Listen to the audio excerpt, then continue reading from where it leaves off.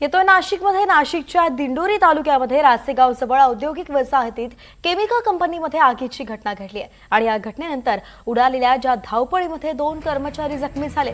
Spectrum ethers नावाच्या fertiliser कंपनीमध्ये ही घटना घडली आहे। वायुगळतीमुळे कंपनीसह आजूबाजूच्या नागरिकांना काही काळ श्वसनाचाही त्रास झाला।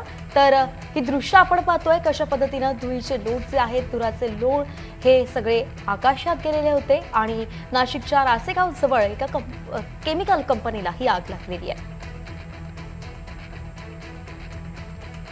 तर इथल्या आजूबाजूच्या लोकांना खरं तर श्वसनाचाही त्रास झाला। अर्थातच केमिकल कंपनी आहे म्हणून केमिकलचा धूर हा कधीही श्वसनासाठी चांगला नसतो आणि या आगीमुळे त्याचा परिणाम हा आजूबाजूच्या लोकांवरती झाला।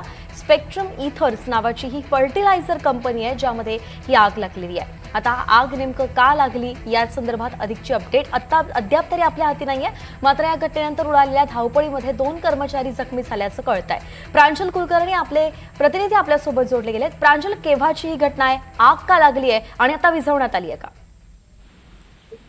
वैष्णवी, आज सकाळची ही घटना आहे। नाशिकच्या दिंडोरी तालुक्यातील रासेगाव हा परिसर आहे आणि तिथे स्पेक्ट्रम इथर्स नावाची फर्टिलायझर कंपनी आहेत आणि या फर्टिलायझर कंपनीमध्ये वायुगळती ही झालेली होती आणि काही वेळातच तिथे आगीची देखील घटना जी आहे ती उघडकीस आलेली होती। दरम्यान आपण जर बघितलं तर धूर जो आहे, काळा धूर जो आहे तो मोठ्या मोठे पसरला होता। धुराचे लोट खरं तर दुरून दृश्य पडत होते। मात्र इथे काही वेळातच जिल्हा प्रशासन असेल, अग्निशमन दल असेल यासोबतच पोलीस अधिकाऱ्यांनी घटनास्थळी धाव घेतलेली आहेत आणि आता आपण जर बघितलं तर आगीवर नियंत्रण मिळवण्यात पूर्णपणे यश आलेलं आहे।